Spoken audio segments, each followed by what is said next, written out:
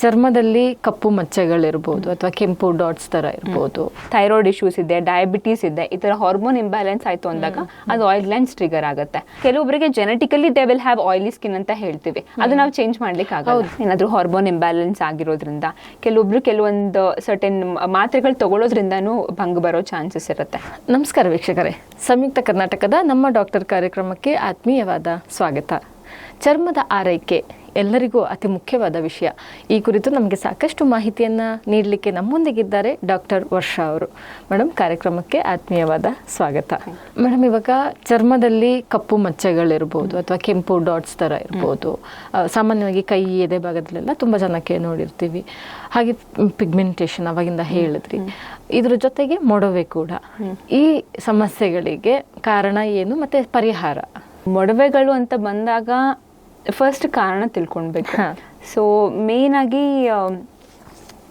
ಎರಡು ರೀತಿಯಾಗಿ ಮೊಡವೆಗಳು ಬರೋದು. ಒಂದು, ಅದು ಆಯಿಲ್ ಗ್ಲ್ಯಾಂಡ್ಸ್ ಅಂತ ಹೇಳ್ತೀವಿ. ಅದು ಸ್ವಲ್ಪ ಒಂದು ಏಜ್ ಆದ್ಮೇಲೆ ಮುಖದಲ್ಲಿ, ಎದೆ ಭಾಗದಲ್ಲಿ, ತಲೆನಲ್ಲಿ ಮತ್ತೆ ಬೆನ್ನಲ್ಲಿ, ಈ ಜಾಗದಲ್ಲಿ ಅದು ಆಯಿಲ್ ಗ್ಲ್ಯಾಂಡ್ಸ್ ಅನ್ನೋದು ಜಾಸ್ತಿ ಇರುತ್ತೆ.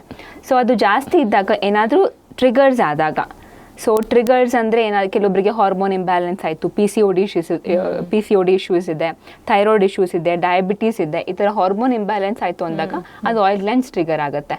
ಮತ್ತು ಡಯಟ್ ವೇರಿಯೇಷನ್ಸ್, ಸಡನ್ ಆಗಿ ಅದೇ ಆಯಿಲಿ ಫುಡ್, ಜಂಕ್ ಫುಡ್ಸ್ ಎಲ್ಲ ಜಾಸ್ತಿ ತಿನ್ನೋದ್ರಿಂದ, ಸ್ಟ್ರೆಸ್ ಫ್ಯಾಕ್ಟರಿಂದ, night duties, physical stress, mental stress ಅದೆಲ್ಲ ಜಾಸ್ತಿ ಆಗೋದ್ರಿಂದ ಅದು ಆಯಿಲ್ ಗ್ಲ್ಯಾಂಡ್ಸ್ ಟ್ರಿಗರ್ ಆಗಿ ಮೊಡವೆಗಳು ಬರೋ ಸಾಧ್ಯತೆಗಳಿರುತ್ತೆ.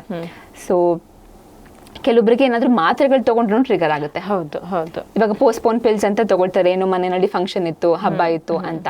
ಸೊ ಅದರಿಂದಾನು ಕೆಲವೊಬ್ಬರಿಗೆ ಟ್ರಿಗರ್ ಆಗೋ ಚಾನ್ಸಸ್ ಇರುತ್ತೆ. ಸೊ ಅದರಿಂದಾಗಿ ಮೊಡವೆಗಳಾಗುತ್ತೆ. ಸೊ ಕೆಲವೊಬ್ಬರಿಗೆ genetically they will have oily skin ಅಂತ ಹೇಳ್ತೀವಿ, ಅದು ನಾವು ಚೇಂಜ್ ಮಾಡ್ಲಿಕ್ಕೆ ಆಗಲ್ಲ. ಹೌದು, ಯಾಕೆಂದ್ರೆ ನಾನು ಕಾಲೇಜಲ್ಲಿ ಇರುವಾಗ ನನ್ನ ಸ್ನೇಹಿತೆ ಒಬ್ಳಿಗೆ ಹಾಗೆ ಮುಖ ತುಂಬಾ ಕಂಪ್ಲೀಟ್ ಮೊಡವೆ ಅಂಡ್ ಬ್ಲಾಕ್ ಡಾಟ್ಸ್ಗಳು ಫುಲ್ಲು. ಸೊ ಅದವಳು ಜೆನೆಟಿಕ್ ಅಥವಾ ಫುಡ್ ಇಂಟೇಕ್ ಇಂದ ಆಗ್ತಿತ್ತು, I don't know. First thing is genetic. ಅಷ್ಟು ಅವರಿಗೆ ಜಾಸ್ತಿ ಇತ್ತು ಅಂದ್ರೆ genetically she has that oily skin ಅಂತ ಹೇಳ್ತೀವಿ. ಅದ್ರ ಮೇಲೆ ಕೆಲವೊಬ್ಬರಿಗೆ ಟ್ರಿಗರ್ಸ್ ಆಗತ್ತೆ. ಪಾಪ ಕೆಲವೊಬ್ರು ಏನೂ ತಿನ್ನೋದಿಲ್ಲ, ಆದ್ರೂ ನಂಗೆ ಯಾಕೆ ಬರ್ತಾ ಇತ್ತು ಅಂದ್ರೆ that is not in our hands. ಪಾಪ ಅವ್ರಿಗೆ genetically they will have that, they are prone for that. But hormone imbalance rule out ಮಾಡಬೇಕು. ಸೊ ಅದನ್ನ ನಾವು ಇದು ಮಾಡ್ಕೊಳ್ಬೇಕು. ಇನ್ನೊಂದು, ಪಿಗ್ಮೆಂಟೇಷನ್ ವಿಷಯಕ್ಕೆ ಬಂದಾಗ ಮುಖದಲ್ಲಿ ಪಿಗ್ಮೆಂಟೇಷನ್ ತುಂಬಾ ಕಾರಣಗಳಿಂದ ಆಗತ್ತೆ. ಸೊ ಮೇನ್ ಆಗಿ ಇವಾಗೆಲ್ಲ ಎಲ್ಲರಿಗೂ ಅವೇರ್ನೆಸ್ ಇರೋ ತರ ಭಂಗು, ಮೆಲಾಸ್ಮಾ ಅಂತ ಹೇಳ್ತೀವಲ್ಲ, ಸೊ ಅದರಿಂದ ಮುಖದಲ್ಲಿ ಕಪ್ಪು ಮಚ್ಚೆಗಳು ಬರೋ ಚಾನ್ಸಸ್ ಇರುತ್ತೆ. ಸೊ ಅದು ಸಹ ಜೆನೆಟಿಕ್ ಇರುತ್ತೆ, ಎಲ್ಲರಿಗೂ ಬರೋದಿಲ್ಲ. ಮೊದ್ಲಾಗಿದ್ರೆ ಹಾರ್ಮೋನಲ್ ಫ್ಯಾಕ್ಟರ್ ಇರ್ಬೋದು, ಅದಕ್ಕೆ ಹೆಣ್ಮಕ್ಳಿಗೆ ಬರುತ್ತೆ ಅಂತ ಹೇಳ್ತೀವಿ. ಇವಾಗ 20-30 ವರ್ಷದ ಲೈಕ್ ಏನೋ ಹುಡುಗರ್ನಲ್ಲೂ ನಾವು ನೋಡ್ತಾ ಇದ್ದೀವಿ. ಸೊ ತುಂಬಾ ಕಾಮನ್ ಆಗ್ಬಿಟ್ಟಿದೆ ಮೆಲಾಸ್ಮಾ ಅನ್ನೋದು. ಸೊ ಅದಕ್ಕೂ ಕೂಡ ಜೆನೆಟಿಕ್ ಪ್ರಿಡಿಸ್ಪೊಸಿಷನ್ ಇರುತ್ತೆ. ಅದ್ರ ಮೇಲೆ ಜಾಸ್ತಿ ಬಿಸಿಲಿಗೆ ಹೋಗೋದ್ರಿಂದ, ಏನಾದರೂ ಹಾರ್ಮೋನ್ ಇಂಬ್ಯಾಲೆನ್ಸ್ ಆಗಿರೋದ್ರಿಂದ, ಕೆಲವೊಬ್ರು ಕೆಲವೊಂದು ಸರ್ಟೆನ್ ಮಾತ್ರೆಗಳು ತಗೊಳ್ಳೋದ್ರಿಂದನೂ ಭಂಗ ಬರೋ ಚಾನ್ಸಸ್ ಇರುತ್ತೆ. ಹಾರ್ಮೋನಲ್ ಟ್ಯಾಬ್ಲೆಟ್ಸ್, ಓಸಿ ಪಿಲ್ಸ್ ಅಂತ ಎಲ್ಲ ಹೇಳ್ತೀವಿ, ಅದರಿಂದನೂ ಕೆಲವೊಬ್ಬರಿಗೆ ಭಂಗ ಬರುತ್ತೆ. ಓಕೆ. ಪಿಗ್ಮೆಂಟೇಷನ್ ಅಂದ್ರೆ ಬ್ಲಾಕ್ ಇದಾಗತ್ತಲ್ಲ ತಾನೆ? ಓಕೆ. ಪಿಗ್ಮೆಂಟೇಷನ್ ಅಂದ್ರೆ it is a general term. ಆ ಪಿಗ್ಮೆಂಟೇಷನ್ ಅಲ್ಲಿ ಮೆಲಾಸ್ಮಾ ಮತ್ತೆ ಬೇರೆ LPP ಅಂತ ಹೇಳ್ತೀವಿ, ಅಲರ್ಜಿ, ತುಂಬಾ ಟೈಪ್ಸ್ ಇದೆ. ಓಕೆ. ಈ ಪಿಗ್ಮೆಂಟೇಷನ್ ಬಗ್ಗೆ ಸಾಕಷ್ಟು ಮೂಢನಂಬಿಕೆಗಳು ಕೂಡ ಇದೆ. ಅಂದ್ರೆ ಅದೇನೋ ಕಪ್ಪು ಮಾರ್ಕ್ ಬಂತು, ಇದೇನೋ ಆಯ್ತು ಅಂದ್ರೆ ಏನೋ ಬ್ಯಾಡ್ ಲಕ್ ಇಸ್ ಕಮ್ಮಿಂಗ್, ಆ ತರದ್ದು ಒಂದು ಥಾಟ್ ಪ್ರೊಸೆಸ್ ಇದೆ. ಆದ್ರೆ ಇವಾಗ ಸಿಟಿ ಜನದಲ್ಲಿ ಇಲ್ಲದೆ ಇರಬಹುದು, ಗ್ರಾಮೀಣ ಭಾಗದಲ್ಲಿ ಇನ್ನೂ ಆ ನಂಬಿಕೆಗಳು ಇದೆ.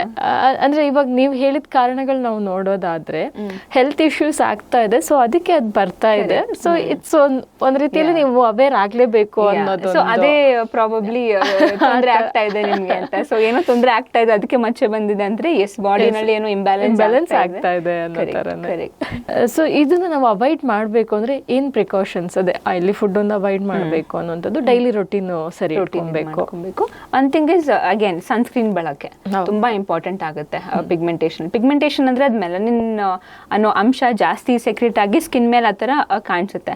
So to some extent sunscreen regular ಆಗಿ ಯೂಸ್ ಮಾಡ್ತು ಅಂತಂದ್ರೆ ಆ ಬಿಸಿಲಿಂದ ಆಗೋ ಡ್ಯಾಮೇಜ್ ನ ತಡಿಬಹುದು. ಸೊ ಪಿಗ್ಮೆಂಟೇಷನ್ ಕಡಿಮೆ ಆಗುತ್ತೆ.